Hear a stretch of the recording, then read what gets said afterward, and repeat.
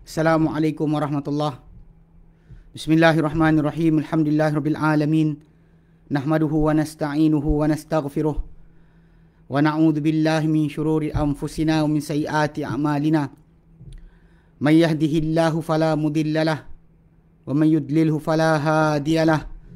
Asyhadu an la ilaha illallah wa asyhadu anna Muhammadan abduhu wa rasuluh. Allahumma salli ala Muhammad wa ala ali Muhammad kama sallaita ala Ibrahim wa ala ali Ibrahim wa barik ala Muhammad wa ala ali Muhammad kama barakta ala Ibrahim wa ala ali Ibrahim fil alamin innaka Hamidum Majid. Rabbi shrah li sadri wa yassir li amri wahlul 'uqdatam min lisani yafqahu qawli, amma ba'd. Alhamdulillah, kita bersyukur kepada Allah SWT dapat kita berkumpul lagi pada malam ni. Sebenarnya saya lupa. Petang tadi baru diingatkan. Okey, baru diingatkan bahawa ada kelas malam ni. Sebab tak ingat kan kita punya tarikh. Macam biasa lah, kita sebenarnya setiap hari Khamis, minggu yang kedua dan keempat, kita punya perjumpaan. Tajuk kita sepatutnya Fiqh Muyassar lah. Yang kita patut dia hari tu kita dah masuk sambung bahagian berkenaan dengan apa entah. Saya pun tak ingat. Okay. Masih lagi dalam kitab salah. Imam. Kelihatan imam yang itu kita ambil. Tapi wallahil hamd ala kulli hal. Segala puji bagi Allah bagi apa yang ditentu bagi kita.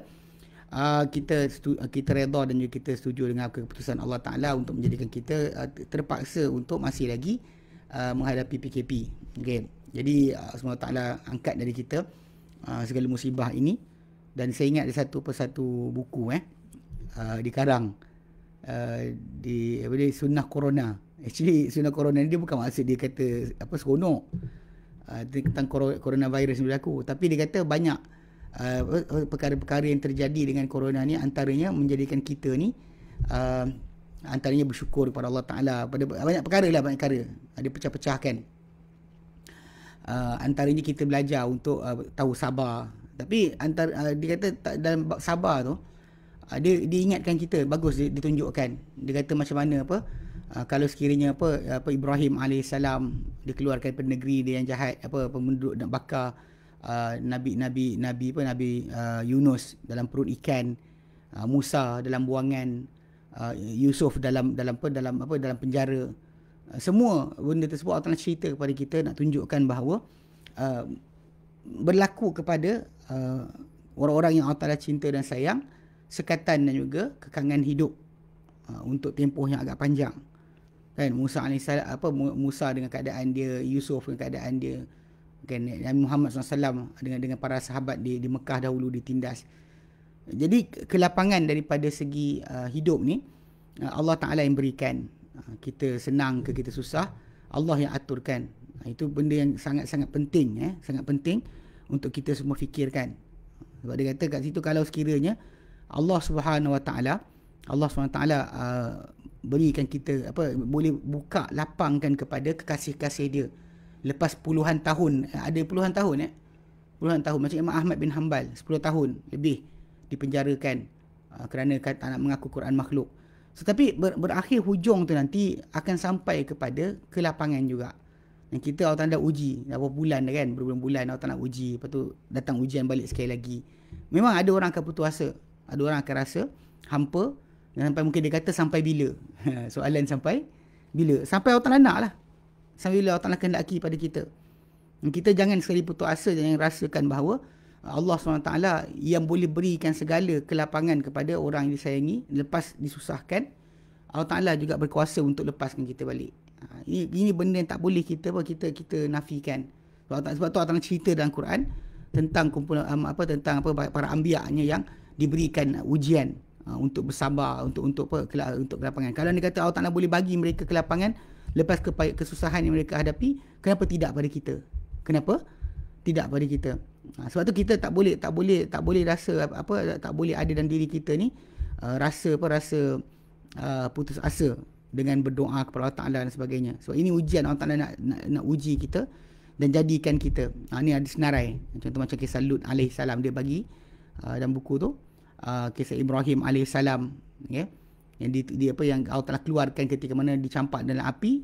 Dia kata hasbunallahu wa ni'mal wakil, memadai untuk kita Allah Taala, dan dia sebaik-baik tempat kita bergantung. Maka Allah Taala pun kata pada api, ya nar kuni badan wa salaman ala Ibrahim, wahai api jadilah kau sejuk dan selamat kepada Ibrahim. Lut alaihissalam macam tu juga, Allah Taala keluarkan dari kampung dia, okay? Tapi Allah Taala selamatkan dia, dan Allah Taala jadikan dia selamat bersama orang yang beriman bersama dia. Berapa lama dia tinggal dengan ahli maksiat dan keadaan susah hati. Demikian juga kisah Yusuf alaihissalam dalam penjara, kemudian Yunus alaihissalam dalam perut ikan, kan, yang diseru kan, la ilaha illa anta subhanaka inni kuntu minaz zalimin. Maka Allah Taala keluarkan dia. Syuaib ni kan juga Allah Taala keluarkan Syuaib dari kampung dia. Musa alaihissalam kan, dia selamatkan lepas mana dia kisah hidup dia banyak panjang. So kalau kita faham kat situ, sebenarnya ini semua ni adalah aturan Allah Taala. Sebab tu belajar untuk redha, belajar untuk redha. Jangan sekali-kali kita putus asa dan juga rasakan berbulan dah habislah kita kan. Pasal Allah Taala membukakan rezeki, Allah Taala tutup rezeki kita. Ya betul, rizqal liman yasha wa yaqdir. Allah Taala melapangkan rezeki untuk siapa dia nak dan dia sikitkan. So dengan sebab itu, apa yang berlaku sekarang ni, kita masih dalam ujian Allah Taala. Kita hamba. Kalau kita rasa kita ada kekurangan, ada rasa diri kita ni susah dengan sebab ujian yang berlaku, maka kita lafazkanlah inna lillah wa inna ilaihi raji'un, kan. Kita ni milik Allah dan kepada Allah Taala kita akan kembali. Pegang sungguh-sungguh. Baik. Tajuk kita malam ni, insya-Allah, kerana memang malam ni sepatut fake. Macam malam semalam kan, yang tiap-tiap minggu insya-Allah tajuk berkaitan Quran, sebab kita nak ambil usul tafsir. Jadi sepatutnya saya ambil semalam tajuk yang berkaitan dengan masalah manhaj salaf dalam memahami nas Quran dan hadis, yang macam mana cara salaf soleh dalam memahami. Adakah benda tersebut termasuk dalam hujah? Patut tak kita boleh tinggalkan tak kalau mereka sepakat? So jadi dari situ kita belajar semalam lah. Tapi hari ni pasal kelas kita fake, sepatutnya maka saya cubalah insya-Allah malam ni untuk kupas sikit berkenaan dengan kepentingan ilmu usul fiqh dalam memahami nas-nas. Banyak orang tak faham kan bila kita belajar. Kita sepatutnya sebenarnya, kalau ikut kaedah ulama zaman dahulu, sebelum belajar fiqh atau fiqh, belajar usul fiqh dulu. Belajar usul fiqh dulu. Sebab fiqh bila kita belajar, kita terus dengar perintah Allah Ta'ala, arahan Allah Ta'ala. Sedangkan dalam usul fiqh ni, asas bagi fiqh tu, kita mengetahui apa jenis hukum yang daripada Allah Ta'ala datang. Ada wajib, ada sunat, ada haram, ada makruh, ada mubah. Kemudian bila kita tengok pada sudut itu, kepada siapakah ditaklifkan. Kemudian kita tahu daripada macam mana nas-nas tu difahami. Itu penting sebenarnya. Sebab kalau anda kata seorang manusia tu tak faham tentang usul fiqh ni, ni yang kita nampak kadang-kadang kelakar sikit. Dia baca Quran atau dia baca hadis Nabi, dia akan salah faham. Sebab ilmu usul fiqh ni adalah antara ilmu yang paling penting dalam kita nak memahami dalil atau nas-nas baik Quran atau hadis Nabi. Apatah lagi nak keluarkan hukum. Okey. Nanti saya bagi contoh-contoh lah. Yang mana kalau kita kata kalau kita tak ada ilmu usul fiqh yang betul, kita akan jadi silap macam tu. Baik. Dia kata kat sini, kalau nak faham kan, dan saya ambil ini daripada satu website, Markas Salaf Libuhus wa Dirasat. Markas Salaf Center.com, bagi pekajian dan juga bagi kajian dan juga penyelidikan. Tajuk yang diambil adalah kepentingan ilmu usul fiqh dalam menjaga menetapkan cara pengeluaran hukum dari nas-nas dan pemahamannya. Kepentingan ilmu usul fiqh dalam meletakkan garis panduan pengeluaran hukum dari nas-nas dan kefahamannya. Kefahaman nas-nas. Okay, ilmu usul fiqh dia kata adalah ilmu manfaat bagi orang yang membacanya atau mempelajarinya.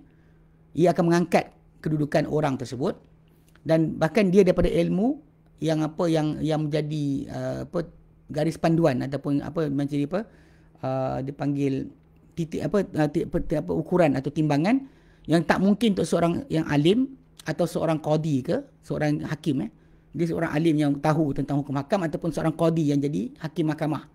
Dia qadi dalam bahasa Arab biasa dia bukan maksud macam qadi nikah tu.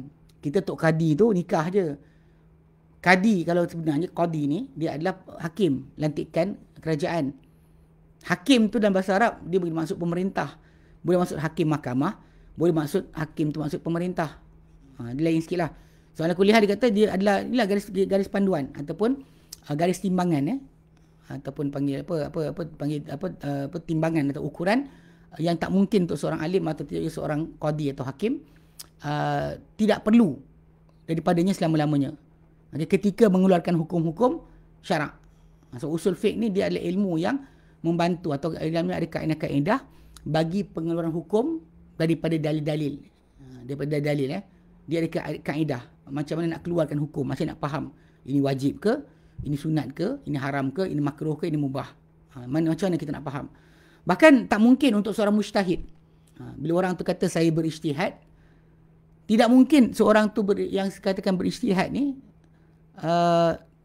dapat hidayah atau terpandu kepada hukum syarak dengan pasti ataupun dengan kuat dengan yakini apa dirasakan kuat ataupun dengan yakin dalam keadaan dia tak sampai kepada peringkat orang yang turut serta dalam ilmu ni. Kau tak pernah belajar. Ni kadang-kadang ni masalah cakap sikit ni.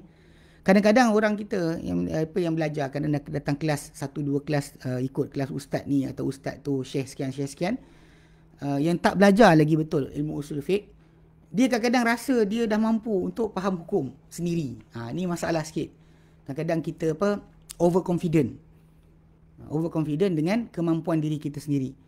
Sebab usul fiqh ni dia ilmu yang asas bagi kita faham dalil. Macam kita kata dalil secara umumnya, bila kita nak keluarkan hukum ni dahsyat, memang dahsyat lah.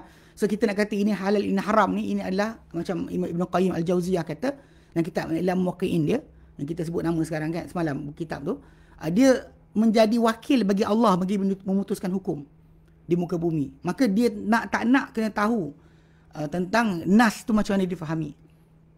Sebab kalau dia kata dia tak faham, dia masalah. Dia akan menghalalkan yang haram, mengharamkan yang halal, atau menjadikan akidah benda bukan akidah, atau menjadikan benda yang akidah jadi bukan akidah. Patut dipercayai, dia kata tak perlu percaya. Ni punca daripada asas ni. Sebab ilmu usul fiqh ni tadi yang dia orang ada, dia orang tak jaga betul-betul.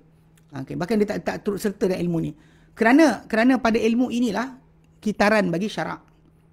Dengan ilmu usul fiqh ni diketahui akan tuntutan syarak, tujuan syarak, macam syarak nak apa dari kita. Bila orang kata aqimus solah, atau orang kata pada kita dirikanlah solat, nak wajib ke, sunat ke, atau mubah, nak wajib ke, semua orang ke, kena faham macam tu. Bila datang perintah Allah Ta'ala dari kita, macam ada kata kulu washrabu, so wajib ke makan, wajib ke. So konsep ni kena faham. Kalau dia kata usul fiqh tak ada pada seorang, dia takkan tahu tujuan syarak memerintahkan apa-apa. Dan bahkan dia diberikan hidayah kan, dia terpandu pada hukum-hukum syarak dengan ilmu ini. Dan para ulama telah mengambil berat dengan ilmu usul fiqh ni dahulu dan kini. Kerana dia adalah ilmu yang paling dekat ataupun paling sinonim daripada ilmu alat dengan ijtihad. Kalau kita ilmu alat, so ilmu alat ni orang tahu bahasa Arab, tahu Al-Quran, tahu hadis sebagainya. Tapi ilmu yang paling besar dia perlu ada adalah ilmu usul fiqh. Kalau tak ada ilmu usul fiqh, macam dia nak faham cara hukum tersebut difahami ataupun cara ayat tersebut dikeluarkan hukum daripadanya. So ini basic yang kita kata paling asas. Sebab tu usul fiqh ni dia ada buku sekecil-kecil buku macam matan warakat kan, kecil kan. Dia ada sebesar berjilid pun ada. Dia sekecil-kecil sampai sebesar-besar. So balik pada asal, ilmu usul fiqh ni adalah antara ilmu alat utama. Mana orang tu kalau pandai bahasa Arab sekalipun tapi tak tahu berkenaan usul fiqh, maka dia takkan tahu. Tapi kalau orang tak ada usul fiqh, maka tambahan bahasa Arab tadi adalah tambahan bagi apa yang ada patut dia tahu saja. Dan bahkan paling khusus, ilmu paling khusus, ilmu alat paling khusus dengan istinbat hukum. Macam kalau kita tahu bahasa Arab, tahu syair, belum tentu lah kita reti untuk mengeluarkan hukum. Tapi kalau kita ada ilmu tentang kaedah-kaedah pengeluaran hukum, maka dekat situ akan membantu kita. Yang kita akan tahu hukum tu macam mana. Dalil ni nak faham macam mana. Dalil ni nak faham macam mana. Dan dia kata yang ilmu ni, ilmu usul fiqh ni adalah ilmu paling tinggi darjat dalam menyampaikan kepada tuntutan daripada hukum-hukum syarak. Paling menyampaikan kita pada tuntutan hukum syarak. Macam sebutlah, untuk tahu ini wajib ke, ini sunat ke, ini haram ke, makruh ke mubah, semua sekali kembali kepada makruh ke mubah, ini kembali kepada apa? Kepada usul fiqh punya susunan atau aturan. Bahkan ilmu usul fiqh ini adalah faedah Dia kata dia menyampaikan kepada faedah bagi menyampaikan kepada faedah dan juga hasil ilmu usul fiqh, hasil pengajian usul fiqh ni adalah menyampaikan kita kepada tuntutan hukum-hukum syarak. Macam tu. Macam dikatakan oleh ahli ilmu ini, sebenarnya dikatakan oleh ahli ilmu usul fiqh dan sebenarnya dahulunya para ulama telah menyekat ke atas setiap orang yang jahil dengan ilmu usul fiqh. Maksud dengan usul fiqh ni, kita boleh sekat orang yang tak ahli untuk bercakap dalam bukan bidang dia. Sebab tu kadang-kadang bila kita sebut saya berijtihad, saya rasa ni ijtihad saya, dalam ilmu usul fiqh, benda ni awak tak sampai lagi sebenarnya kadang. Sering orang keluar hukum tapi tak sampai pun tahap. Sebab dia actually kadang-kadang macam kes ni lah, bila kita belajar 1-2 buku, dan kadang buku kita baca buku terjemahan, itu tak boleh, tak jadi tajuk. Kita kena balik pada sumber asal. Kalau kita masuk dalam mana-mana bidang sekalipun, kembali pada usul bagi satu-satu perkara tadi adalah cara benar bagi memahami. Kita boleh faham third atau fourth punya sumber. Contoh macam kalau orang tu ambil buku terjemahan, seorang guru yang dia belajar dekat Malaysia, dan guru tu terjemahkan daripada bahasa Arab kepada bahasa Melayu. So dia belajar daripada dalam bahasa Melayu. Kemudian buku tu dalam terjemahan. Itu bukan asal. Sebab buku tersebut kalau kita tahu mesti datang daripada conclusion dia daripada Quran dan Sunnah. Kemudian daripada Quran dan Sunnah diasingkan menjadi second rujukan. Mungkin 3, mungkin ke-4, mungkin dia ringkasan buku yang sebelumnya. Kemudian baru terjemah bahasa Melayu, kemudian baru sampai pada kita sebagai ilmu. So basically untuk orang tersebut menyatakan bahawa dia telah berjaya sampai pada tahap seorang mujtahid ni adalah masalah. Untuk berijtihad, kita kena tahu kadar diri kita. Kita ilmu alat kan, tentang nasah mansukh, tentang masalah menggabungkan am khas. Nanti adalah berkaitan tajuk masalah bahasa Arab. Hujung saya sebut ni tentang tajuk ilmu bahasa Arab berkaitan tajuk ilmu usul fiqh dalam kita memahami dalil. Okey. Okay, jadi dia kata sini dan makin para ulama dahulu menyekat dengan setiap orang jahil dengan ilmu ini, dan mereka jauhkan seorang jahil daripada mengeluarkan hukum-hukum dan juga fatwa-fatwa, dan juga bahkan para ulama memberikan amaran daripada orang-orang tersebut, siapa yang tak ada tentang ilmu ni, untuk melaksanakan atau berhukum atau mengeluarkan fatwa. Memang tak layak.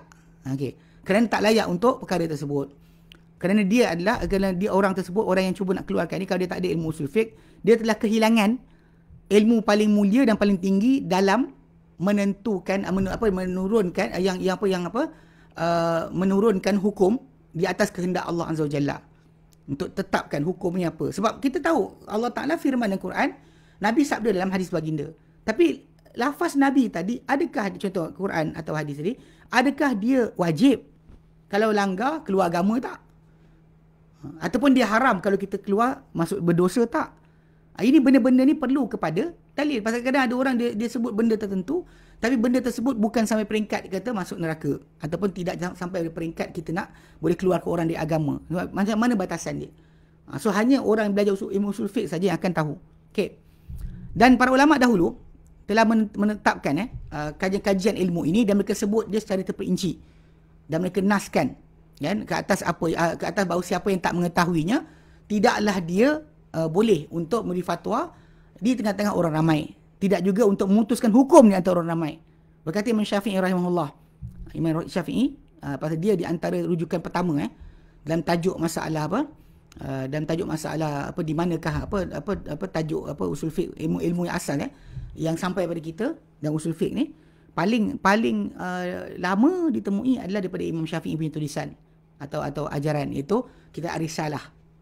Daripada buku dia ni lah, buku kitab Imam Syafi'i ni lah, para ulama mengutip cara untuk menyusun peletakan hukum. Memang ada para ulama kata sebelum Imam Syafi'i ada, contoh macam Abu Hanifah. Pasal dia sebelum Imam Syafi'i dia lebih awal. Pasal dia mati 150, Imam Syafi'i lahir 150 Hijrah. Jadi memang ada orang kata, tapi namun begitu yang nampak nyata, ada karangan dia sampai ke tangan kita sampai sekarang adalah Imam Syafi'i rahimahullah. So siapa-siapa belajar ilmu usul fiqh, tak tengok kitab Ar-Risalah Imam Syafi'i, maka dia kelentong. Dia mesti rujuk ke sana. Sebab apa-apa ulama karang tu mesti ada ambil daripada Imam Syafi'i punya penjelasan. So sebab tu kenapa kat sini Imam Syafi'i rahimahullah dia ada terangkan berkenaan dengan apa, bagaimana nak apa dilarang untuk seorang, okey, yang tak mengetahui usul fiqh, tak boleh untuk mengeluarkan fatwa dan tak boleh untuk memutuskan hukum di antara orang ramai. Imam Syafi'i berkata, la yahilu li ahadin an yufti fi dinillah. Tidak halal untuk sesiapa memberi fatwa dalam agama Allah illa rajulan arifan bi kitabillah, kecuali seorang lelaki yang arif atau mengetahui tentang kitab Allah. Tahu apa? Binasikhihi wa mansukhihi, yang tahu mana nasakh, mana mansukh, mana yang datang awal, yang kita kata hukum tu asal, kemudian datang kemudian. Sebab kalau kita tak tahu benda ni masalah. Sebab memang berlaku kisah ni. Bila nasakh mansukh tak diketahui, okey, memang kita kata benda ni masalah. Pasal contoh macam ada dalam hadis Nabi SAW. Kan bila ada dua hadis. Satu hadis awal, satu hadis yang kedua turun. Datang. Macam Nabi SAW pernah bersabda kepada seorang sahabat. Sahabat ni, Nabi pergi rumah dia bersama sahabat yang lain. Tapi sampai rumah dia panggil-panggil, dia lambat menyahut. Lepas tu bila datang balik jumpa Nabi, dia datang jumpa Nabi, tak lama lepas tu dalam keadaan basah rambut. Nabi kata, la'alana ajalnak, barangkali kami ganggu engkau, cepatkan engkau, gesa engkau. Maksud dia tadi kau tengah buat urusan dengan isteri kot. Kan? Dia mana dia tengah buat urusan dengan isteri lah. Dia tengah buat hubungan dengan isteri dia. Nabi panggil, dia keluar, lepas ni mandi keluar. Keluar jumpa Nabi SAW. Dia kata, na'am ya Rasulullah, betul wahai Rasulullah. Maka Nabi kata pada dia, al-ma' minal ma'. Air untuk mandi wajib hanya jadi kalau keluar air mani. Maksudnya kalau tadi buat kerja tadi, tak keluar air mani lagi, tak payah lagi mandi. Ini hadis. Kemudian datang pula satu hadis yang lain, yang Aisyah radhiyallahu anha riwayatkan daripada Nabi SAW, bahawa Nabi kata, idzal taqal khitanan, bila bertemu dua kemaluan, kan, faqad wajib al-ghusl, kan, maka telah wajib mandi. Jadi hadis ini, persetubuhan tu sahaja dah cukup untuk kenakan mandi. Hadis yang ini pula datang, kalau tak keluar air mani tak apa. Jadi ini kalau orang tak tahu, dia akan kontradikkan, dia akan lagakan. Sedangkan pada kisah tersebut ada nasakh mansukh. Ada nasakh dan mansukh.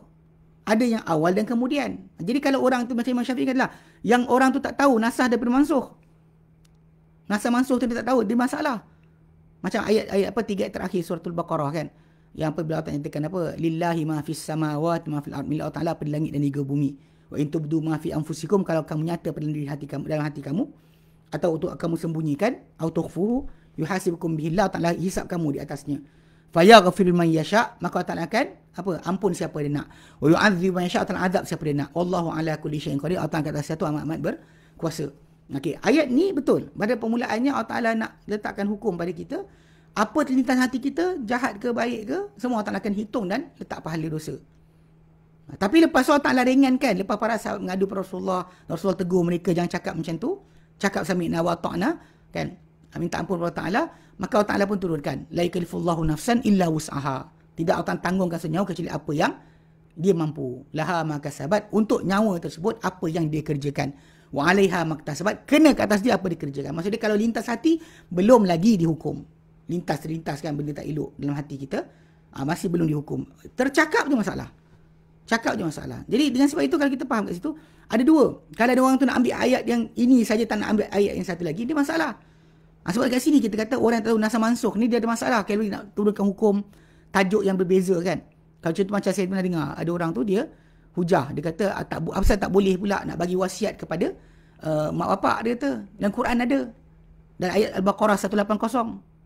Ada, dia kata, kutiba alaikum idza hadara ahadakum maut, telah difardu ke atas kamu bila datang kepada seorang kamu kematian, in taraka khairan wasiyatu liwalidain wal aqrabin, jika dia tinggalkan wasiat harta untuk keluarga, untuk mak bapak dan juga orang-orang kaum kerabat, haqqan alal hak dia adalah hak yang kena tunaikan.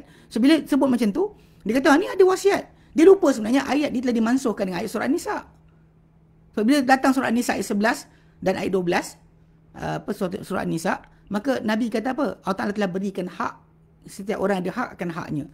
Fala wasiyata lil waris, maka tiada wasiat untuk waris. So stop situ, jadi jelas. Tak ada nak laga-lagakan ayat. Jangan sekali-kali kan jadi macam geng-geng sesat. Dia kata Allah Ta'ala kata tak apa kan, macam surah An-Nisa kata jangan hadir, ayat 43, jangan hadir solat dalam keadaan mabuk. Maksud dia mabuk tak apa, jangan datang solat dalam mabuk je. Dia lupa ayat ni datang sebelum daripada surah Al-Ma'idah 90 yang mengharamkan akan arak secara total. So jadi Imam Syafi'i letakkan first thing first, dia kata orang tu yang tak tahu tentang kitab Allah, tak tahu masah mana, mansuh mana. Ini masalah. First, gagal. Wa bimuhkamihi wa mutasyabihi. Yang tak tahu muhkam mutasyabih. Mana yang jelas terang maksud dia, mana yang ada sama-sama. Dia pasal dalam Quran Karim macam dalam ayat ke-7 surah Al-Imran kan. Bila Allah tak nyatakan tentang tentang tajuk huwallazi anzala 'alaikal kitab. Dialah Allah Ta'ala yang turun ke atas kamu kitab. Minhu ayatun muhkamat, daripada kitab ni ada ayat muhkamat yang tetap, yang jelas terang maksud dia. Macam bila sebut kutiba alaikumus siyam kan.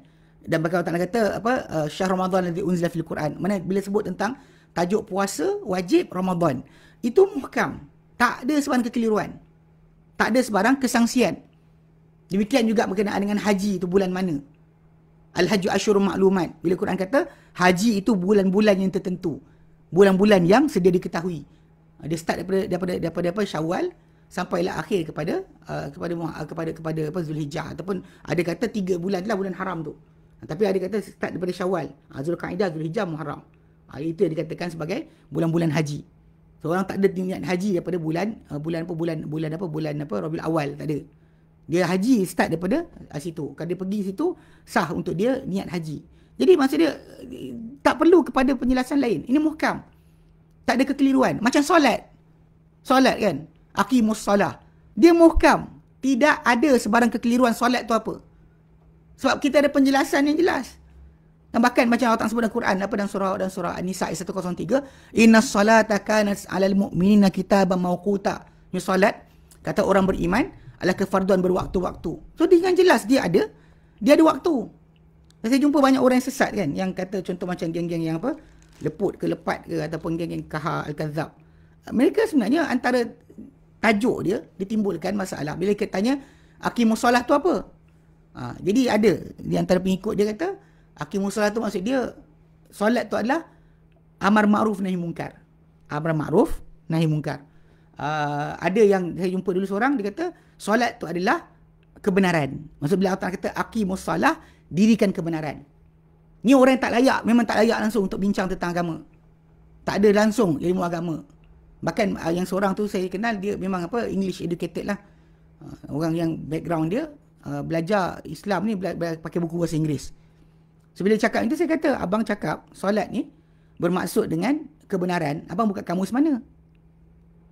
So kamu kena tahu kamus Inggeris Arab ke? Arab Inggeris ke? Tahu juga kan pasal benda ni muhkam.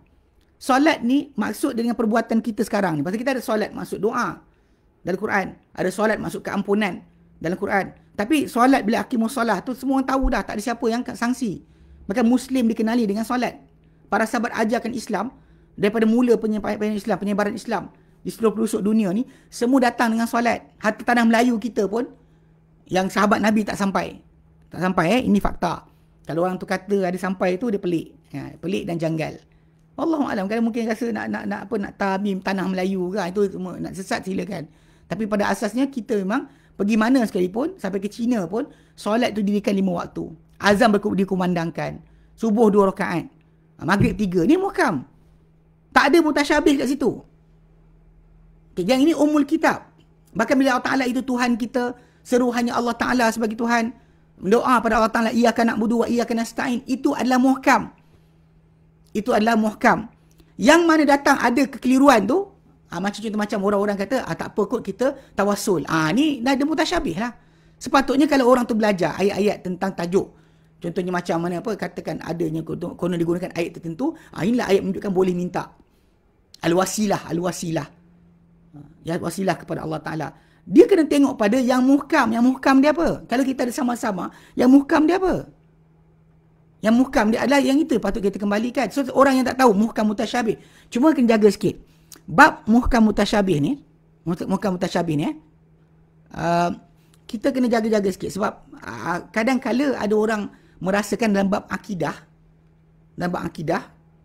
ayat-ayat sifat bagi Allah Subhanahu Wa Taala, contoh macam sebut tangan ke, mata ke, arash ke, bersemayam di atas arash ke, ada orang kata benda ni pun macam tu mutasyabih.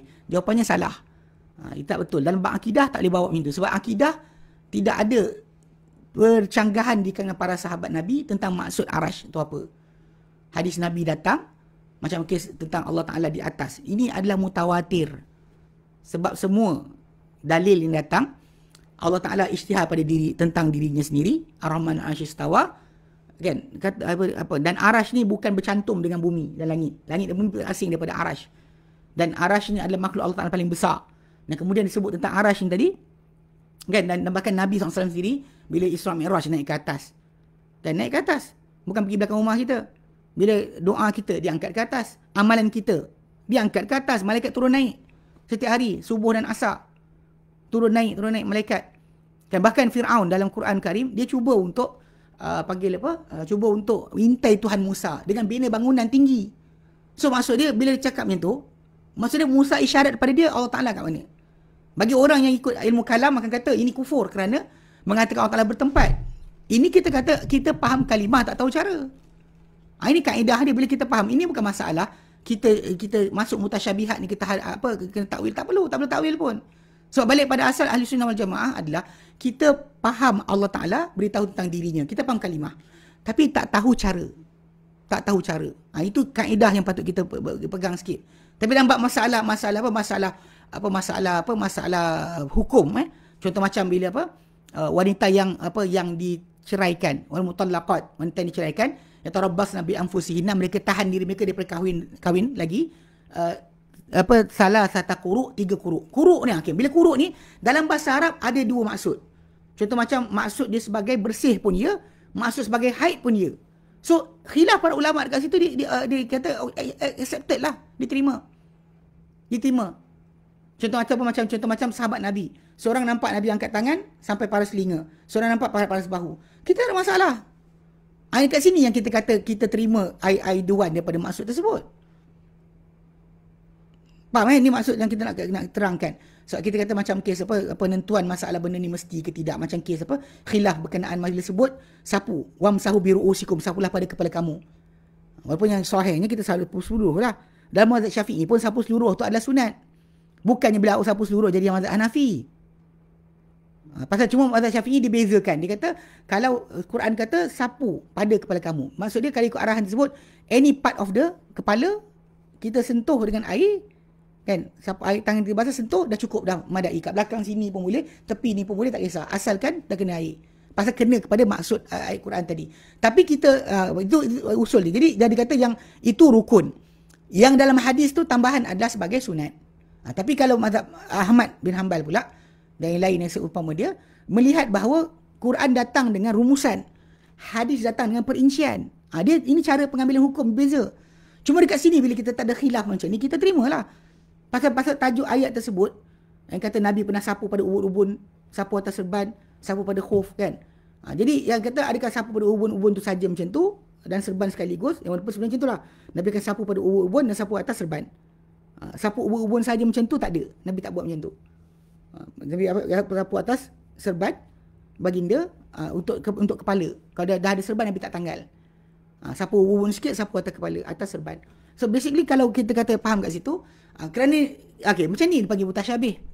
Dalam kes masalah fiqh, ini mutasyabih. Ini yang kita fahamkan mutasyabih. Dalam kes masalah akidah, ayat tentang sifat dan zat kita kembali pada Allah Ta'ala. Kita tahu kalimah, tak tahu cara. Itu cara para sahabat tunjukkan. Bukan kita raikan percanggahan. Atau kita kata ini betul, ini betul. Tak. Tak sama. Sebab akidah tak ada khilaf. Akidah tidak ada khilaf. Macam akidah berkenaan doa hanya Allah Ta'ala. Mana ada khilaf? Seru hanya Allah. Minta hanya pada Allah Ta'ala. Ini tak ada khilaf. Tapi peliknya ada orang kata, ini khilaf lagi Syekh. Ada ulama kata, ini jaga-jaga sikit. Ini bukan cara dia. Faham So, jadi ala kuliah disebut kat situ muhkam mutasyabih. Muhkam ni Quran mana yang maksud dia fix, macam solat tadi, puasa tadi, semua orang tahu, tak ada siapa silap. Ataupun pada tajuk masalah macam kuruk, macam masalah salah satu kuruk 3 suci ke 3 kali haid. Ataupun contoh macam kes macam kalau kita bunuh orang, kan, bunuh dengan tak sengaja.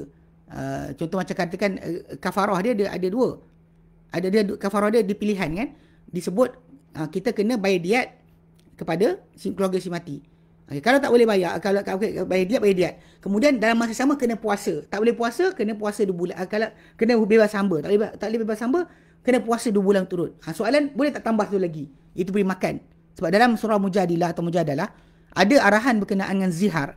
Kalau orang tak boleh bebas hamba, puasa 2 bulan. Tak boleh puasa 2 bulan, dia kena apa? Bagi makan 60 orang. Tapi dalam kes masalah bunuh, Allah tak sebut. Soalan, boleh tak kita masukkan? Inilah mutasyabihat. Ini maksud yang kita kata para ulama'. Boleh tak kita gabungkan ayat ini ke sini? Ini mutasyabihat. Yang kita kata benda tersebut boleh kita ada give and take. Ada pun masalah akidah tak boleh. Pasal kita macam Imam Syafi'i bercakap pada tajuk ni, dia katakan pasal tak boleh beri fatwa daripada agama Allah Ta'ala. Erti kata lain, masalah tajuk inilah pertama sekali. Fake. Dia kata wa ta'wilihi wa tanzilihi. Mana pentafsiran dia dan juga penurunan ayat tu. Mana takwilan dia, tafsiran dia di sisi para sahabat. Di sisi Nabi sendiri, ada tak Nabi jelaskan ayat tersebut? Macam semalam kita sebut kan, bila Nabi terangkan sendiri ayat Quran, maka tak boleh ada orang lain datang kata saya rasa maksud lain. Tak boleh faham macam tu. Tak boleh faham ayat tu macam tu. Kata kalimah tu Nabi terangkan, kita kata saya rasa bukan. Ini masalah. Ini adalah benda kesilapan yang sangat besar. Okey. Dia kata tanzili dan juga diturunkan. Sebab turun dia. Sebab apa? Kemudian dia kata makiyatihi wa makihi wa madanihi. Makiyah ke Madinah. Mana turun Mekah, turun Madinah. Sebab ini ada tajuk. Sebab ayat turun di Mekah dan turun di Madinah ni dia akan ada berkaitan dengan tajuk masalah konsep berkenaan nasakh mansukh tu. Sebab kalau kita tahu ayat tu turun pada waktu sekian, lepas tu datang ayat satu lagi kemudian, yang kemudian ni kalau hukum dia berbeza dengan pertama, kita akan laksanakan yang terakhir. Mana Mekah, mana Madinah. Bahkan dalam tajuk Mekah Madinah juga ada beza. Sebab banyak surah-surah Makiyah ni lebih bersifat atau tujuan dia lebih menuju kepada tajuk tauhid. Pengesaan Allah Subhanahu Wa Taala, tajuk berkenaan akidah. Sedangkan pada ketika pindah Madinah, surah pertama turun adalah Al-Baqarah, dan surah Al-Baqarah ni adalah surah yang penuh dengan hukum hakam. Kalau kita bacakan untuk kita umat Islam, arahan Allah Taala bermula daripada ayat 117 sampailah akhir surah Al-Baqarah tu semua sekali masuk berkenaan dengan hukum hakam ke atas diri kita. Jadi ini basic yang kita kena tahu. Ayat 164 sampai akhir surah Al-Baqarah. Bab masalah cerai berainya, masalah nafkah, masalah iddah. Nah, tadi ada orang tanya soalan, dia kata kalau sekiranya dia nak tuntut kan pada tengok suami bekas suami dah mewah sekarang. So kalau dia kata dulu cerai tak tuntut nafkah iddah, nafkah cerai ketika iddah lah, ketika cerai tu boleh tak tuntut sekarang. Saya kata boleh je. Tapi cuma masalah nak masuk mahkamah baliklah. Sanggup masuk mahkamah bolehlah. Kalau boleh minta baik-baik, kan cakap dengan dia baik-baik, tolong bagi dan sebagainya. Dan kalau suami tu ni okey lah, kalau tak dapat, let go lah, move on. Hidup kita ni jangan sibuk dengan harta. Memang betul kita perlukan harta, tapi kalau kita sibuk, sekarang Allah Ta'ala boleh buka kita rezeki lain. Mintalah pada Allah Ta'ala. Macam mana kalau dia kata minta Allah Ta'ala, lebih baik daripada kita sibuk menagih pada orang yang mungkin takkan bagi pada kita. Ini sangat bahaya sebab kita yang putus asa, kita rasa susah yang kita ada sekian. Lepas tu nanti timbullah mahkamah syariah tak adil. Last sekali kita tak suka hukum Allah Ta'ala. Lelaki ni menindas, perempuan ditindas. Ini semua tak nak berlaku. Kalau kita nak buat juga, macam saya kata, Aden sanggup nak masuk mahkamah, buatlah.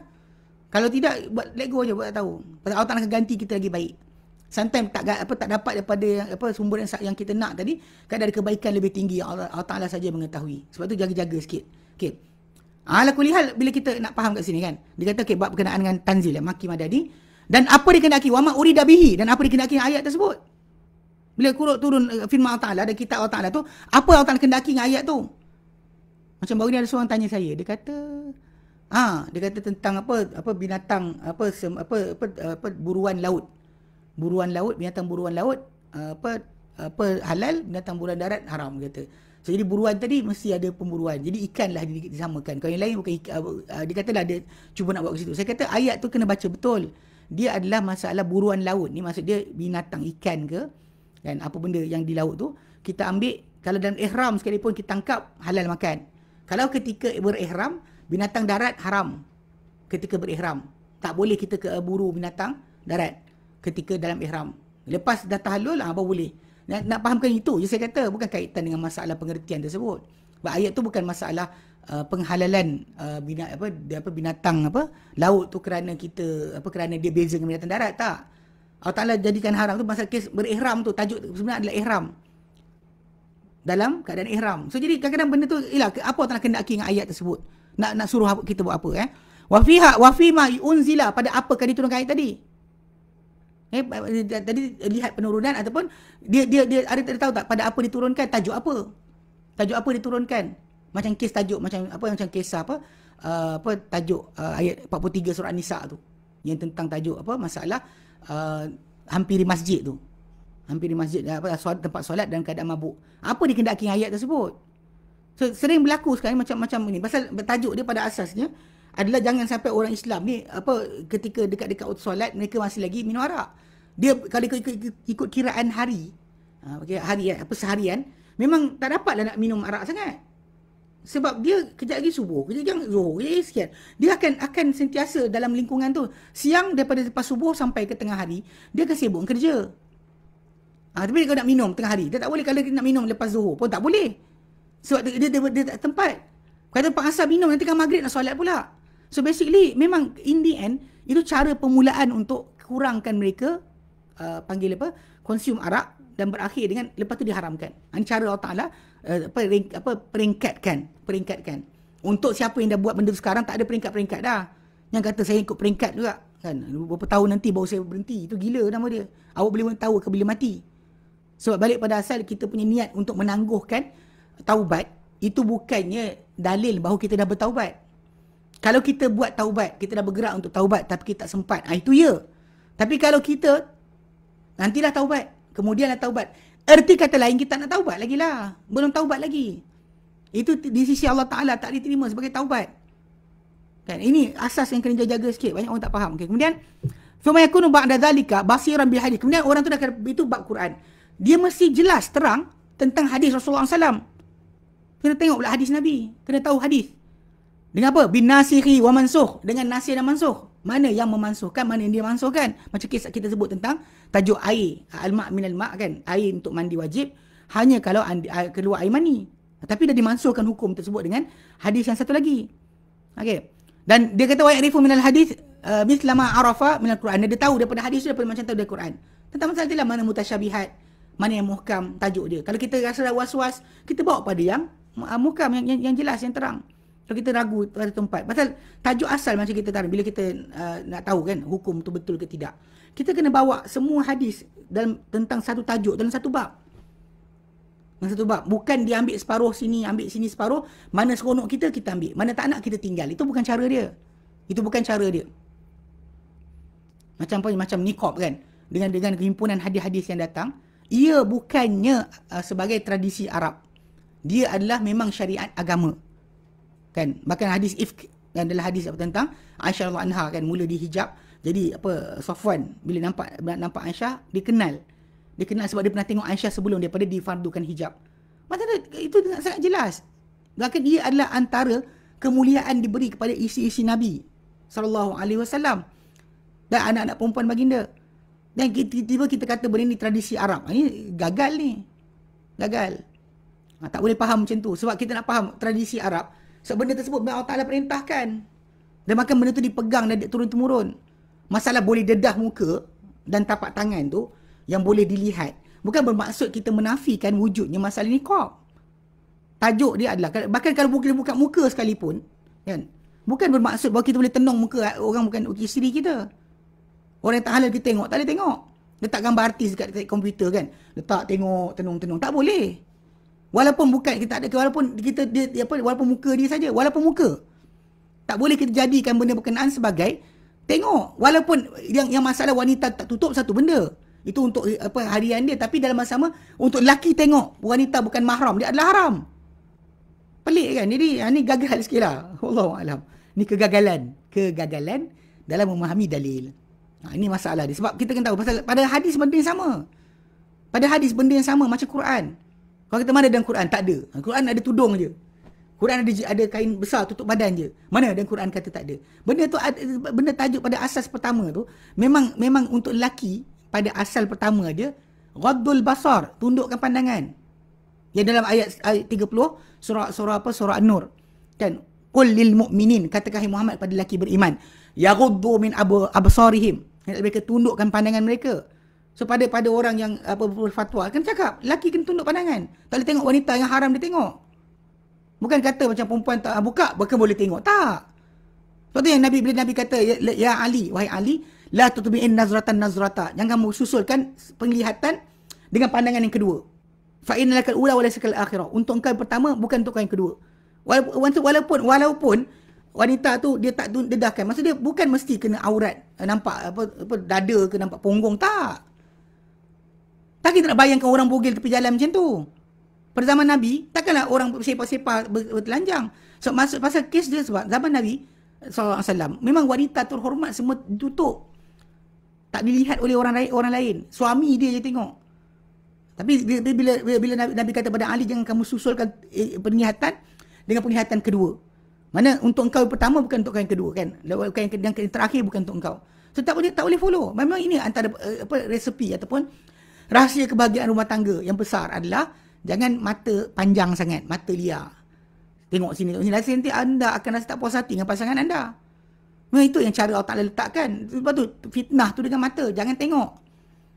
Yang peliknya ada kata, tak adalah, tak apa buka, asalkan sekian. Bukan macam mana pelik. Macam juga ada orang yang tanya saya soalan, dia kata, kalau orang perempuan tu, sampai dalam surah Nisa kata, dalam surah Nur, wanita al-qawaidun nisa, wanita-wanita yang macam dah pencen lah, yang tak harap untuk berkahwin. Dan tak harap untuk berkahwin. Ayat yang Juna. Surah An-Nur ayat 60. An-Nur 60. Ada yang sebarkan ayat ni untuk kata dah mak datin-datin yang dah tua-tua tu boleh buka tudung, pakai baju. Kalau ikut pada ayat Quran tadi, bukan maksud ni, bukan sebut berkenaan masalah tudung je. Pasal dia sebutkan tu kalau nak pakai literal kan. Dia kata an yadna thiyabahun. Untuk mereka gugurkan pakaian mereka. Apa maksud dia? Nak gugur pakaian apa? Bogel. Maksud dia macam ni, pasal kes dia wanita yang dah tua, nenek yang tak nampak kan jalan kan, tak nampak orang. Iyalah wanita tu kan tudung tak pakai ke apa, tak apalah, dia nyanyuk dah. Ada pun masih lagi nak melawar. Masih lagi nak melawar. Saya baru 60 tahun lepas tu pakai gincu. Beli handbag, beli sekian, masih lagi nak melawar. Dan awak masih ada harapan nak kahwin, maka tak boleh tu buka tudung. Tak boleh jatuhkan tudung. Kalau dah nyanyuk, ya. Nyanyuk tak boleh jalan kan. Tak jalan pun tak nampak. Ke? Tak ada hal. Tak payahlah sibuk kita. Ni tutup tu kepala ni, aurat ni. Memang itulah masalah dia. Kalau wanita macam tu keadaan, dan macam tu nak gabung tak nampak. Iyalah, ni masih pocor-pocor lagi apa hal? Tak apa Ustaz, pasal ada ayat Quran surah An-Nur ayat 60. Ayat tu kata la yarjuna nikahan. Mereka tak nak nikah dah. Tak boleh nak harapan. Tak ada harapan nak kahwin dah. Di zaman kita sekarang ni, tak juga. Ada orang kadang-kadang 60 tahun lebih ni atuk-atuk kan. Girlfriend lama, boyfriend lama. Kahwin balik. Kahwin. Kan lama tak jumpa, kahwin. Jadi macam mana nak kata boleh gugurkan tudung daripada kepala mereka? Ini jaga-jaga sikit. Sebab ada orang dia rasa tak apalah. Tengok nama, makcik silap pakai tudung. Kenapa? I dah masuk ayat 60 surah An-Nur. Tak apa. Dah pincin. Tapi melarang, jangan. Minyak wangi pakai sebotol. Ini semua adalah salah faham dalam dalil. Sebab balik pada asal tadi, macam kes bila sebut tadi, pada Quran dan pada hadis sama hukum dia. Maksudnya pada hadis macam Imam Syafi'i kata, wa ya'rifu minal hadis misla ma arafa minal Quran. Dia tahu daripada hadis seumpama apa dia tahu Quran. Wa yakunu basiran bil lughah. Dia kena tahu bahasa Arab. Lepas tu kita tahu bahasa Arab. Dia kalau tak tahu bahasa Arab masalah. Basiran bil syi'ri. Okey, syair kat sini. Ni salah. Ada orang tanya saya soalan, saya tak sempat jawab. Dia kena tahu syair. Maksud dia tahu syair-syair jahili. Maksud dia sudut sebab penentuan bagi kalimah-kalimah Quran atau hadis Nabi yang betul faham tu adalah sebagaimana dipahami oleh Nabi dan para sahabat ketika turun Quran. Dan ketika tu lidah Arab masih lagi tulen. Ketika itu tak rosak lagi. Tapi lepas Bani Umayyah, Bani Abbasiyah punya zaman, dah mula berkahwin campur. Lepas zaman Umar pun dah jadi. Lepas zaman Ali pun dah jadi. Maka kita lihat balik kisah Ali bin Abi Talib suruh kepada pembantu dia, Abu Aswad Adu Ali, untuk letakkan titik-titik bunyi. Titik-titik bunyi pada mashaf, pada Quran, pada mashaf, untuk tentukan ini bunyi U ke I ke A. Kan? Titik tersebut diletakkan sebab kes anak dia, anak Abu Aswad Adu Ali sendiri yang telah silap cakap. Salah baris je. So, jadi Ali nampak benda tu, dia terus suruh kepada Abu Asad, Ali letakkan titik. Sebab nak takut silap baca Quran. Maksud dia zaman Ali bin Talib, maksud dia dah tahun 35 sampai tahun 40 Hijrah. Uthman mati tahun 35. Ali perintah 35 sampai 40. Okey, dan tempoh tersebutlah berlaku kisah ini. So, erti kata lain 30-40 Hijrah tu bahasa dah mula gagal. Jadi bila sebut syair, Imam Syafi'i sebut dalam hadis, dalam kata-kata beliau ni, syair tu maksudnya syair jahili, syair orang-orang jahili, orang-orang sebelum Islam dan orang awal Islam. Pasal ketika tu bahasa Arab masih lagi tulen.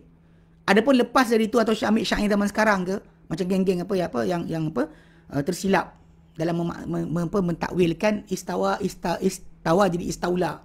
Dia ambil kata-kata seorang lelaki yang lahir tahun 19 Hijrah, dan dia ni punya prime hidup dia pada zaman Bani Umayyah lepas Ali lagi, dan dia bersyair. Syair dia tu digunakan untuk pahami maksud istawa jadi istaula, sedangkan dia bukan syair yang datang daripada zaman Arab Jahiliyah. Ini kena jaga sikit.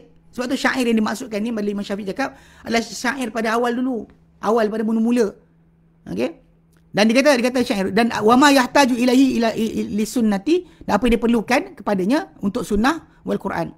Wa yastamilu hadha mal insaf, dan digunakan ini semua ilmu perkakas yang dia ada ni dengan sifat just, insaf, bukan taksub, bukan sekian. Okey. Dia kata wakilatil kalam, dan mengurangkan kata-kata. Wa yakunu ba'da hadha musyrifan ala ikhtilafi ahli amsar, dan dia lepas tu pula kena tahu percanggahan yang berlaku daripada orang-orang seluruh pelosok tempat. So, balik pada asal, kerana percanggahan tadi, pasal bila para sahabat dah pindah randah, separuh tinggal dekat Syam, separuh tinggal dekat Iraq, separuh tinggal dekat Yaman, tinggal dekat Mesir dan sebagainya. So, diorang membawa ilmu yang mereka pelajari daripada Nabi SAW, dan ilmu itu diturunkan kepada orang tempatan di situ. So, khilaf yang berlaku tadi, kalau anda kata merujuk kepada para sahabat, dan kita kata itu patut diketahui. Patut di situ, maksudnya kalau dia tahu ada tak percanggahan berlaku, ada tak benda ni pendapat lain para sahabat, dan baru lagi dia boleh hukumkan.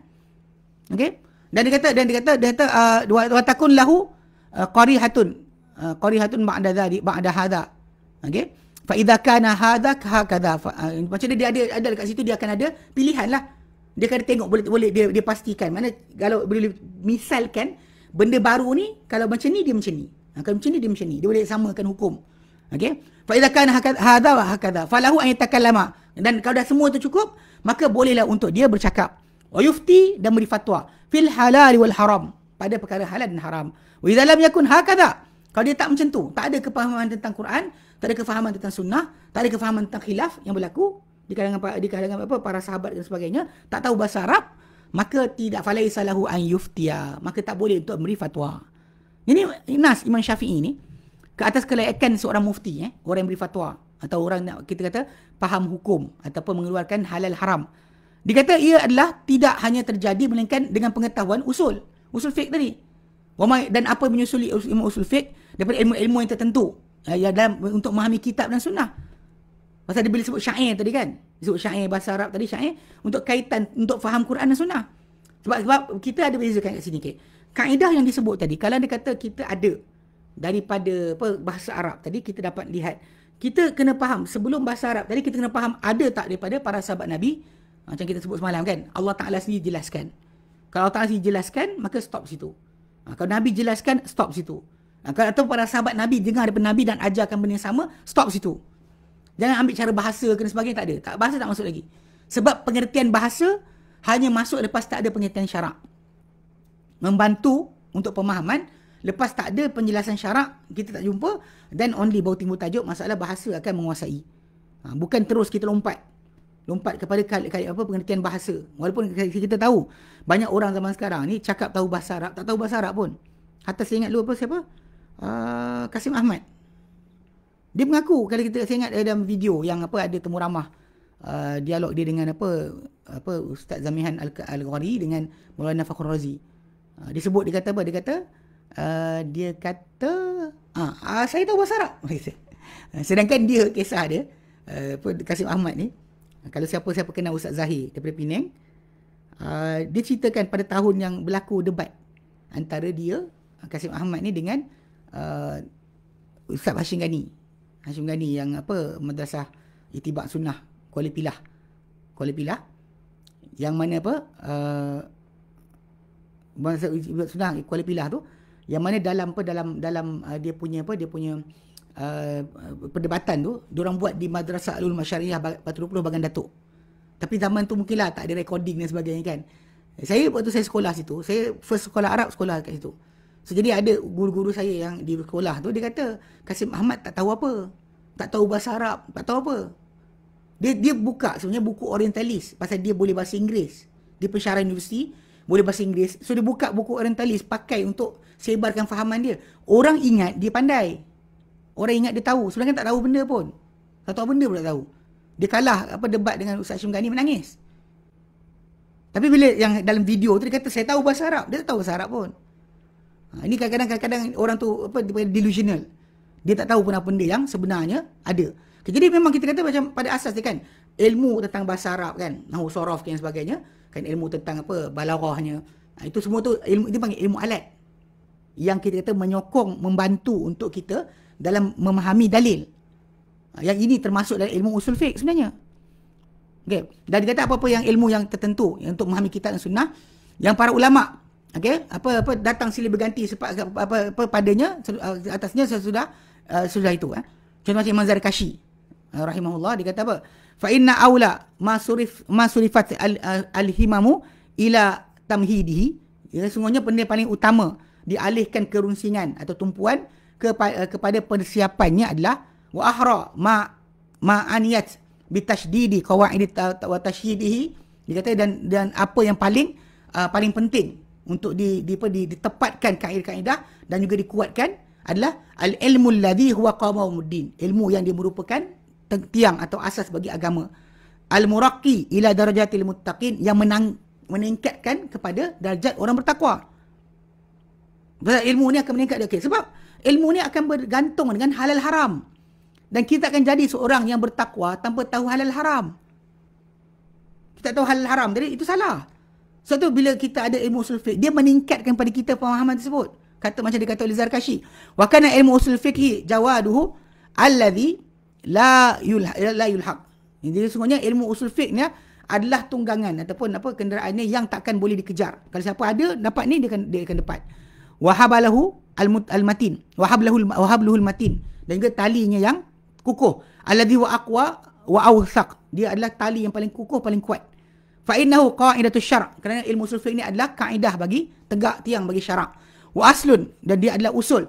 Yuraddu ilaihi kullu far', dan dikembalikan, yang kembali kepadanya semua cabang. Semua cabang bila nak faham hukum tadi balik pada usul fiqh. Dia kata waqad asyara al-Mustafa SAW fi jawami' kalimihi, dia telah mengisyaratkan baginda SAW pada himpunan kata-kata baginda kepada ilmu ini. Dia kata wa nabbaha arbabal lisan alaihi, dan baginda SAW telah tujukan akan orang-orang punya lidah bahasa Arab ni ke atasnya. Fasadara fi sadri al-awwal minhu jumlatun saniyah wa rumuzu khafiyah. Dia kata maka telah mara ataupun ke depan pada golongan generasi yang awal tu satu kumpulan yang terpilih, dan juga simbol-simbol yang ada juga yang kita tak kenal, tapi semua sekali ke depan untuk itu. Sebab kan Nabi kata bila Nabi sebut tentang Allah Taala bahagiakan seorang yang sami'a minna syai'a, Allah terbahagiakan seorang yang dengar dari kami satu perkara, fawa'aha, dia dengar, fa'addaha kama sami'aha, lalu disampaikan balik pada orang yang disampaikan balik macam mana dia dengar.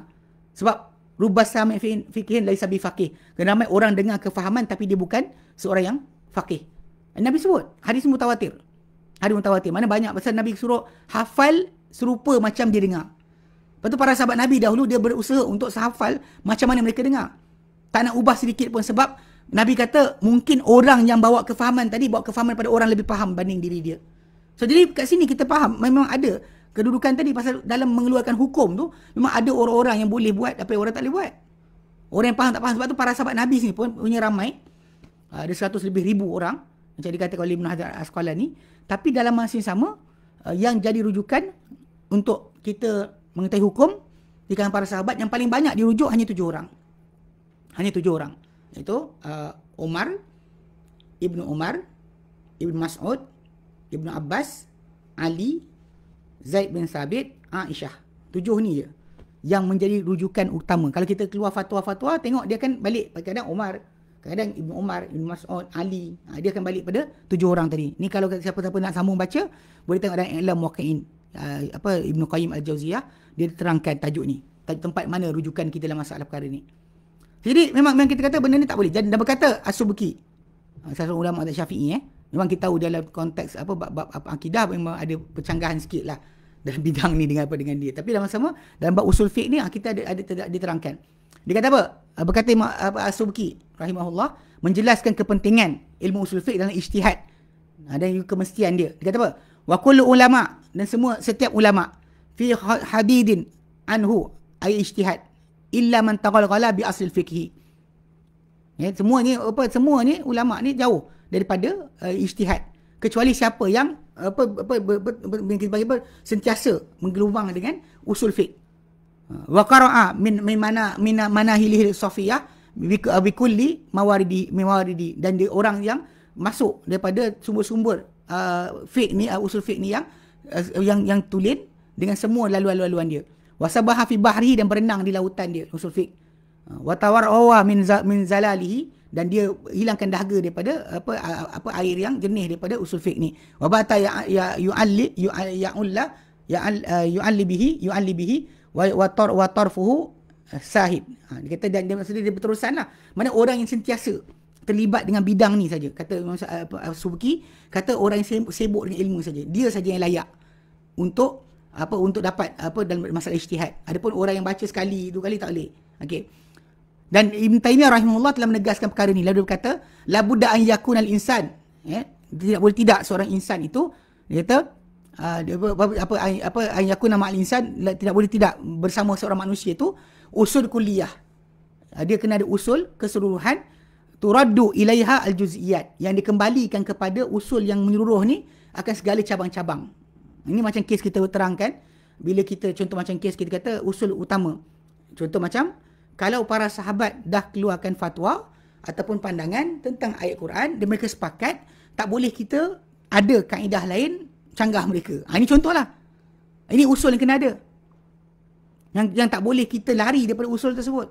Sebab para sahabat Nabi, duduknya sahabat sebagai penjelas, atau Nabi punya, ini kena, dia kena ada. Setiap orang yang insan ni kena ada usul menyeluruh. Sebab kalau dia nak pastikan diri tak tertipu dengan orang, ini cara dia. Kalau tidak, nanti kan tertipu dengan kahar lah, tertipu dengan ayapin lah, tertipu dengan sekian. Sebab orang tu tak lihat. Kita ada usul menyeluruh. Yang kita tahu usul menyeluruh tadi, yang kita boleh kembalikan kepadanya, semua juzuk. Okey? Liyatakallama bi'ilmin wa adlin, supaya dia berkata-kata dengan ilmu dan kesamaan. Bahkan kita nak cakap benda bukan hak kita, tak cakap. Bidang kita, macam kita tak tahu mekanik kan, tak tahu tentang wiring dan sebagainya, jangan cakap lah. Okay. Jadi pasal balik pada asal, kita ada usul. Mana benda yang bukan ilmu kita, jangan cakap. Thumma ya'rifu juz'iyat kaifa waqa'at. Kemudian dia kena belajar pula lepas tu setiap juzuk tadi macam terjadi. Bila hukum tu dikatakan sebagai contoh fardu ataupun sunat ataupun sekian. Contoh macam zaman sekarang. Ni kes coronavirus berlaku kan. Bila hari tu saya kata, saya sebut benda ni adalah mustahab sahaja. Bukannya rukun solat, bukannya rapatkan saf. Bukan rukun solat, bukan juga syarat sah solat. Tapi dia masuk ke kesempurnaan solat.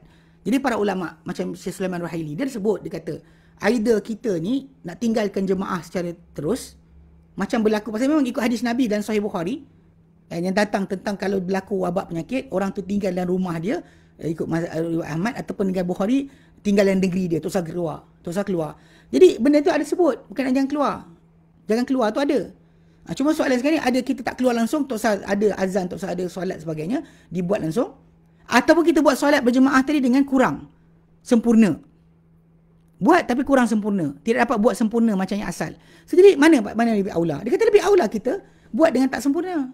Daripada kita tinggalkan totally solat dekat masjid. Tinggalkan terus jemaah, itu masalah lah juga. Dan apa usul dekat sini? Okay, baik. Bila kita tengok kat sini kan, contoh benda tu berlaku, kita nak faham, nak buat apa, patut buat mana. Okey. Dalam konsep contoh macam kes yang benda ni saya terangkan banyak kali dah, tapi banyak orang tak faham. Sebab masih lagi saya tengok ada orang kata Nabi suruh ke berjarak. Kita kata wajib berjarak, Nabi suruh rapat. Masalah berjarak tadi, hatta para ulama yang kata wajib sekalipun, dia kata berjarak tanpa sebab, maka haram. Jarak tanpa sebab, ini kita bincang ada sebab. Ada sebab. Dan tajuk ni, masalah awak tak percaya dengan virus tu ada ke tidak, itu letak nombor 2. First thing first, kena faham usul dulu. Okey, bagi jumhur para ulama, bila mengatakan bahawa tajuk kita panggil rapat soft tu bukannya wajib, mereka berdalilkan kisah hadis Abi Bakrah, seorang sahabat Nabi sallallahu alaihi wasallam. Dia masuk masjid dalam keadaan lewat. Orang dah rukuk. Bila rukuk, dia pun terjun rukuk sekali. Bila dia rukuk sekali, kan dia betul dia gerak masuk dalam saf. Kemudian perangai dia, perbuatan dia sampai pada Nabi. Nabi panggil dia. Nabi kata zarakallahu hirsan wala ta'ud. Semua tambah kau kesungguhan, jangan buat lagi. Okey, ada orang faham jangan buat lagi tu maksud dia kalau dia buat lagi batal. Tapi ada pada ulama yang faham daripada jangan buat lagi tu adalah dia tak batal. Sebab Nabi pernah ada orang solat, kan lelaki yang solat tak betul. Kan dia solat Nabi suruh ulang balik.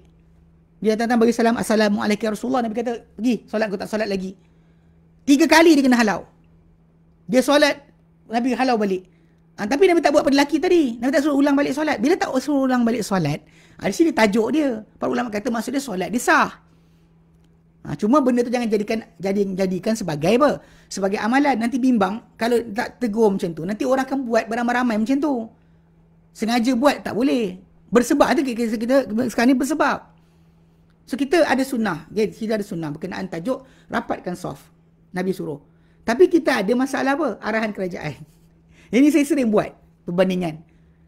Bila Nabi punya sunnah tu sangat jelas. Nabi buat macam ni. Tapi datang pemerintah tukar. Tapi masih lagi buat. Tapi dengan cara yang tak sama ke ataupun ada ijtihad. Benda ni kalau kita faham balik. Daripada segi turun-temurun. Para sahabat Nabi SAW pelaksanaan dia. Ni cara mereka punya fahaman. Contoh macam zaman Abu Bakar As-Siddiq radhiyallahu anhu. Saya bagi satu contoh. Abu Bakar As-Siddiq radhiyallahu anhu. Nabi tak pernah keluarkan tentera untuk bunuh orang tak bayar zakat. Untuk orang tak bayar zakat, dalam Quran telah ada hukum. Dan surah Taubah telah ada hukum berkenaan dengan tak bayar zakat akan kena apa. Okey, Allah Taala beritahu pada kita. Bila kita faham macam tu, maksud dia akan ada hukum akhirat, tapi hukum duniawi Nabi tak buat. So kita macam orang mengumpat lah dan sebagainya, kita tak ada hukum daripada kerajaan. Pada asalnya macam tu. Tapi Abu Bakar As-Siddiq radhiyallahu anhu dia keluarkan tentera. So kalau pada orang yang kata nampak ikut pada sunnah Nabi tak pernah buat, tapi Abu Bakar buat. Para sahabat Nabi teragak-agak, macam Umar sendiri teragak-agak bila nak serang satu kampung tengah azan. Jadi Umar kata, ya Abu Bakar dah masih solat.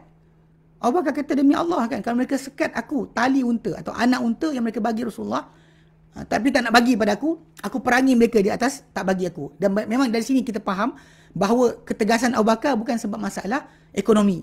Ada orang salah faham, dia kata ni bab ekonomi. Tak ada. Sebab dia kata anak unta. Apa masalah anak unta? Tali unta. Apa masalah tali unta? Tak nilai tak besar mana pun. Tapi tajuk dia adalah masalah tak nak bagi. Pasal Abu Bakar nampak benda ni akan membawa kepada peninggalan syariat yang lain. So Abu Bakar kata, demi Allah aku akan perangi orang pisah solat dengan zakat. So bila Abu Bakar keluarkan tentera tadi, dia buat mukhalafah sunnah ke? Itu soalan kita tanya. Sebab Nabi tak pernah suruh untuk perang orang tak bayar zakat. Tak perang masuk bunuh dia orang kan. Sebab Nabi tak pernah buat. Walaupun Nabi pernah sebut kan, umirtu an uqatilan nas hatta yaqulu la ilaha illallah Muhammad Rasulullah wa yuqimu shalah wa yutuz zakah. Aku diperintahkan untuk perangi manusia. Sehingga mereka berkata, mereka mensaksikan Tuhan bukan Allah dan juga aku utusan Allah Taala. Mereka dirikan solat, tunaikan zakat. Kalau mereka tunaikan perkara itu, mereka pertahankan dari aku darah mereka dan harta mereka. Hisab mereka betul ke tidak masuk Islam, terpulang kepada Allah Taala. Tapi kita faham apa jadi. Nabi tak pernah pun, bahkan bila dibunuh, orang kata la ilaha illallah di dalam peperangan, Nabi marah para sahabat. Orang tak solat lagi. Tak ada pun nampak bayar zakat, tapi Nabi marah. Nabi tak benarkan. Bahkan Nabi kata pada orang-orang yang bunuh, orang yang telah kata la ilaha illallah tu, Nabi kata kaifa taf'alu bi la ilaha illallah idza ja'a yaumul qiyamah. Macam kau nak buat dengan la ilaha illallah bila datang kiamat nanti. Nabi marah. Nabi marah. Bahkan satu riwayat Nabi tengah berkhutbah, orang ni pujuk Nabi pandang tempat lain. Tak nak tengok muka orang yang bunuh, orang yang kata la ilaha illallah. So, tapi kalau ikut pada itu ada 4 benda kan. Satu benda Abu Bakar dah keluar tentera. So argument boleh timbul. Tapi masalah sekarang adalah ini perintah kerajaan. Sebab tu para sahabat, pasal Nabi pesan sami'na wa ata'na, diorang keluar. Macam juga kisah yang kita cerita Ibn Mas'ud radhiyallahu anhu. Dia ketika zaman Uthman bin Affan memerintah. Uthman bin Affan pada 6 tahun atau 8 tahun pertama dia memerintah, dia ikut macam mana Nabi buat. Tapi Bila tahun ke-8 atau tahun ke 6 atau 8, dia merintah, pasal dia merintah 12 tahun. Mana end of dia pemerintahan dia tukar kepada buat 4 rakaat. Tak buat qasar. Dia buat jamaah, dia buat solat tu penuh, full. Jadi bila orang tanya dengan kepada Ibn Mas'ud radhiyallahu anhu, ni Uthman buat Rasulullah dulu buat berapa? Dia kata dua-dua. Abu Bakar dua-dua, Umar dua-dua, Uthman inna lillah. Mana istirja'? Ibn Mas'ud istirja'. Dia ada tajuk lah masalah apa ijtihad Uthman tu. Itu kita tajuk lain. Tapi masalah bila pelaksanaan, bila dia ijtihad, kan boleh betul boleh salah, tapi sebagai rakyat macam tadi Ibn Mas'ud tadi kan, dia geleng kepala. Tapi bila orang tanya dengan ni, kau solat berapa? Dia kata 4. Ibnu Umar pun bila solat bersama imam dia solat 4. Kau solat bersendirian dia solat 2. Dia solat 4 bila bersama dengan imam. Dia takkan canggah, takkan buat jemaah baru. Kalau berseorangan dia akan solat dia ikut macam Nabi punya. Tapi kalau dia bersama dengan jemaah, bersama dengan Uthman punya jemaah, dia akan ikut 4. Lepas tu bila orang tanya kenapa tak buat, dia kata Nabi tak benarkan. Nabi kata menyanggap canggahan itu adalah syar, kejahatan. Nabi dia kata yang tu. Bahkan dia sebut hadis Nabi yang Nabi kata innama ju'ilal imamu liyutamma bihi. Imam dijadikan untuk diikuti. So basically kalau situ kita faham. Memang ini ukuran yang kita kena faham. Ukuran yang sebenar. Bila kita nak cakap ni betul ke tidak, nak kata hukum ni betul ke tidak, kita kena tahu usul tadi. Sebalik pada asal kalau orang tu nak marah kan, nak kata apalah sekian-sekian, tak ikut sunnah. Dia kena ingat bahawa benda tadi ikut tajuk yang kita panggil masuk dalam soft tadi kan. Dan soft tadi, adakah dia fardu atau sekian. Dekat sini dia ada masalah khilaf tadi. So kena terimalah. Bila kerajaan ijtihad pilih salah satu, jangan kita jadi ejen untuk memecah belahkan masyarakat. So di antara nikmatnya sebenarnya, tajuk coronavirus ni keluar, adalah kita belajar untuk dengar dan taat kepada pemerintah. Yang selama ni kita mungkin buat hal kita je. Buat surau sendiri dan sebagainya. Tapi bila datang perkara ni, kita kena dengar. Bila kerajaan punya tempat, dia perintahkan kena jadi macam ni. Tutup surau ke masjid. Kita redha lah. Jangan pergi gelap-gelap, apalah redha, tak sukalah sekian sebagainya. Ini ejen Yahudi, ejen Dajjal. Ni apa pasal? Kalau ejen Dajjal, dia jadi kafir dah. Siapa yang kerja dengan Dajjal? Semua kafir. So saya dapat kata benda-benda macam ni adalah perbuatan Dajjal dan kita ikut follow, kita kafir lah. Ni basic yang sangat bahaya. Ini jaga sikit. Dan masalah sebenar yang kita kena jaga adalah masalah tadi. Pasal hukum tu kena ada usul tadi. Dia kata, wa illa, jika tidak, wa illa fayabqa fi kadhibin wa jahlin fi juz'iyat. Jika tidak seorang tu yang tak ada usul yang besar, yang usul yang utama yang dia kembalikan. Bila dia ada masalah, balik pada situ.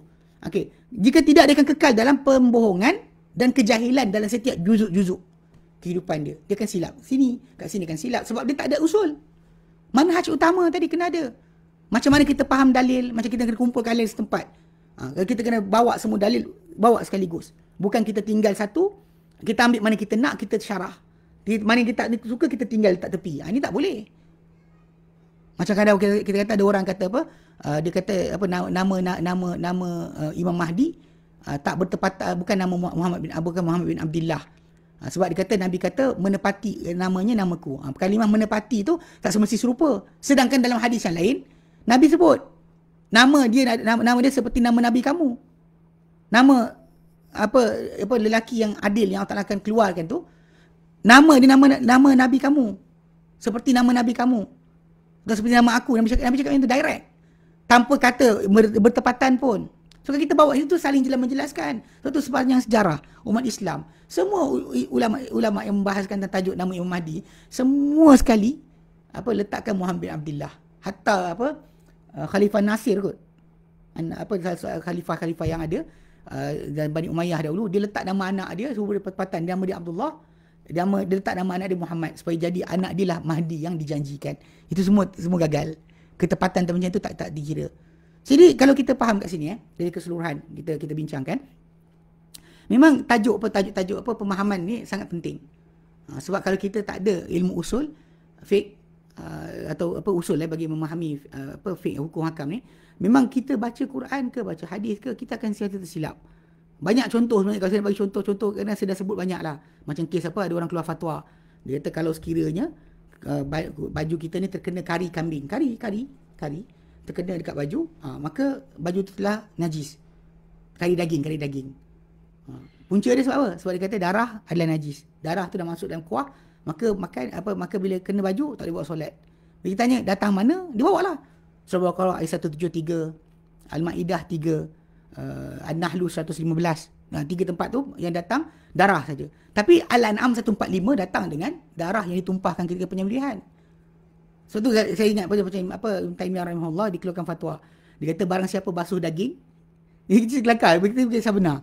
Perbuatan basuh daging sebelum dimasak adalah perbuatan bid'ah. Nak kata pasal bid'ah sebab dia adalah kalau orang tu ada kepercayaan darah yang ada pada daging tu adalah haram. Sebab darah pada daging, kan, darah tumpah ketika sembelihan itu haram. Itu haram. Tapi darah dalam daging, dalam urat, dalam tulang, itu adalah halal. Bahkan kisah Aisyah ceritakan Nabi makan gigit masihkan menitik darah pun Nabi tak ada cakap apa kan. Orang kita kan kalau pergi Kentucky dapat daging macam tu kan buang. Ini contoh nak faham. Contoh yang patut kita faham. Bila tak faham usul fiqh, macam inilah dia tak kumpulkan. Dia tak tahu tentang tajuk am dan khas, mutlak mutlak dengan muqayyad, kan. Muhkam mutasyabih tadi. Mujmal mufassar, kan. So jadi semua sekali benda ni adalah di antara asas. Sebab tu bila kita baca apa-apa hadis atau Quran berkaitan tajuk perkara dan kita nak tahu hukum perkara tersebut, ada tak di situ ada perintah Allah Taala untuk kita? Ada tak tindakan kita kena buat? Itu semua tu akan dibantu pertama sekali oleh ilmu usul fiqh. Sebab tu ambil dengan kadar ringkas ilmu ni tadi supaya kita faham tentang bila kita laksanakan perintah Allah Taala, ini wajib ke, ini sunat ke, ini haram ke, ini makruh ke, ini mubah, kita memang menepati kehendak Allah Taala. Sebab tu yang dibantu dengan ilmu usul fiqh. Bukan orang kata, bukan ustaz kata. Ustaz boleh kata macam-macam, orang boleh kata macam-macam, tetapi sebenarnya ia kembali kepada masalah asas. Itu adakah kata-kata tadi bertepatan dengan Quran dan Sunnah. Bukannya di atas akal ataupun telahan seseorang itu atau ijtihad, kan? Sedangkan dia tak layak untuk berijtihad. Baik. Wallahu a'lam. Kita berhenti sini insya-Allah. Biasa kita tak lain soalan pun. Dia lah kalau kelas biasa kita buat soalan lah, soal jawab. Tapi kalau kelas macam ni tak lah. Panjang lebar nanti cerita. Dan kadang-kadang orang bukan tanya soalan kepada tajuk. Luar tajuk pun masuk. Ala kuliah. Okay, jadi kita berhenti sini. Nanti insyaAllah kita sambung pada bulan yang akan datang. Semoga Ta'ala angkat dari kita musibah yang sedang berlaku sekarang. Allah Ta'ala dah boleh selamatkan, jangan sebut tadi kan. Dia selamatkan Yusuf daripada penjara. Dia selamatkan Musa daripada buangan. Dijadikan Nabi Yunus selamat, jadikan semua para anbiya, kan, para Nabi sendiri SAW keluar dari Mekah sebab diusir sebagainya, atau Ashabul Kahfi. Semua sekali ni maksud dia kisah-kisah ni adalah kisah di mana Allah Taala menyelamatkan kita setelah sampai satu peringkat kita dah buntu nak buat apa. Ni sekarang ni kita dah beberapa bulan jadi, belum bertahun. Tapi kalau balik pada asal, kalau sekiranya macam tadilah, jangan tanya bila nak selesai. Sebab Allah Ta'ala tempat kita mengadu. Jangan sibuk tanya bila nak habis. So kita ada tempat mengadu. Kenapa tak mengadu pada Allah Ta'ala? Tak merayu pun. Sibuk dengan ini, sibuk dengan itu. Kenapalah benda jadi, marah. Lupa sebenarnya Allah SWT, dia jadikan benda ni pada kita ada sebab. Dan dia tahu kenapa. Mungkin satu masa nanti lepas dah bertahun nanti akan datang, kita kata Alhamdulillah, patutlah hari tu Allah Ta'ala bagi. Ini benda yang kena ada pada sifat kita sebagai seorang mukmin. Kita ni ada iman. Kalau kita ni bukan orang beriman, buatlah apa nak. Cakaplah apa nak cakap. Kan, jadilah seorang yang tak redha, suka hati kita. Tak ada hal. Tak ada siapa nak ni. Itu pulang pada Allah Ta'ala untuk kita. Tapi kalau kita memang seorang mukmin dan guideline tentang menghadapi musibah ni adalah sangat penting. Jangan sekali-kali jadikan ia alasan untuk kita rasa tidak puas hati, berkonspirasi dan sebagainya. Tak payah. Kan, kalau kita rasakan macam apa benda jadi untuk memiskinkan umat Islam, nak jadikan kita susah sebagainya, yang sebenarnya membuka rezeki kita, tutup rezeki kita, senangkan kita, susahkan kita adalah Allah Ta'ala. Allah Ta'ala sajalah yang melakukan semua sekali. Sebab tu bila kita diajar tiap-tiap hari surah lafazkan iyyaka na'budu wa iyyaka nasta'in, hanya Engkau ya Allah kami sembah, hanya Engkau kami minta pertolongan. Allah Ta'ala bagi tahu macam tu suruh kita cakap. Sebab nak bagi tahu dia akan tolong kita. Tapi kita tak nak. Kita sekejap lah waktu mula-mula kena itu dah ringan, kita pun lupa doa balik. Betul sekali, nanti datang boleh gantikan kita datang. Jadi Allah Ta'ala nak kita kerap berdoa, minta kepada dia. Walaupun dah dapat, minta lagi. Dah dapat pun, minta lagi. Macam mana hidayah dah dapat, minta lagi. Keselamatan pun minta lagi. Sebab tu kita punya amalan zikir pagi petang. Kan zikir pagi petang yang patut diamalkan, bacaan doa-doa untuk prevention daripada penyakit dan sebagainya, patut diamalkan tiap hari, bukan tunggu dah sakit baru buat. Sebab merawat tu tak lebih bagus banding apa? Banding pencegahan. Pencegahan lebih baik daripada merawat. Kan? Jadi secara asasnya dia kena jaga bab ni insya-Allah. Kan kita sama-sama bersabar, saling sabar menyabarkan masing-masing, mana kita saling sabar menyabarkan. Jangan kita saling mengapikan. Orang tengah susah hati, kita mengapikan orang supaya jadi benci dan tak suka dengan keadaan yang berlaku. Memang tak suka, tak seronok, tapi Allah Taala tahu. Macam dalam surah Al-Baqarah 216 Allah nyatakan, kutiba alaikumul qital, difardukan atas kamu berperang, wa huwa kurhul lakum, sedangkan ia dibenci si kamu. Tapi wa asa an takrahu syai'a, tapi memang kamu benci satu perkara, wa huwa khairul lakum, ia baik untuk kamu. Wa asa an tuhibbu syai'a, memang kamu suka satu perkara, wa huwa syarrul lakum, tapi ia buruk untuk kamu. Kamu suka satu benda tapi Allah Taala bagikan yang buruk untuk kamu. Tapi kamu tak suka, tapi dalam tu ada kebaikan. Wallahu ya'lamu wa antum la ta'lamun. Allah Taala tahu, kamu tidak mengetahui. Baik, wallahu a'lam. Wa sallallahu ala sayyidina Muhammad wa sallam, alhamdulillahirabbil alamin. Subhanakallah bihamdik, asyhadu an la ilaha illa anta, astaghfiruka wa atubu ilaik. Assalamualaikum warahmatullahi wabarakatuh.